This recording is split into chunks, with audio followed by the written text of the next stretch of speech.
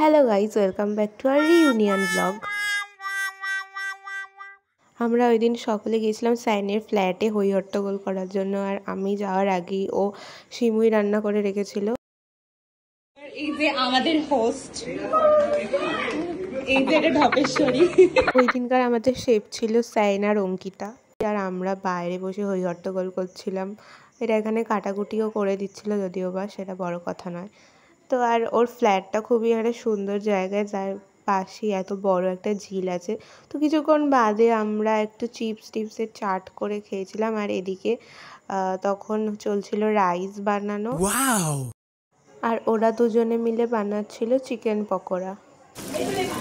বাবা তুই খুন্তি নাড়াবি?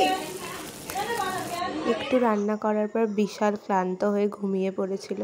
এরপরে আমরা বেশ কিছুক্ষণ উনো খেলি আর তারপরে আমরা খেতে বসে যাই। আমাদের ওই দিন লাঞ্চে ছিল রাইস, চিকেন আর স্যালাড।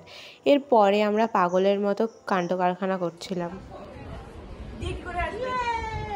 আমাকে দেখে লিটারালি মনে হচ্ছে আমি এরা এখানে ফটো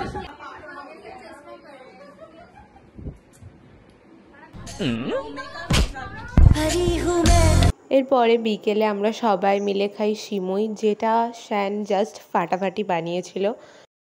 ও বানিয়েছে, তার মানে অনেক বড় শেফ হয়ে গেছে স্যান। ও মালা আদুরে আলা पंछी बनूं उड़ती फिरूं मस्त गगन में। তুইও বলতো তারা তোর সাথে তো একবার সবার সাথে একবার।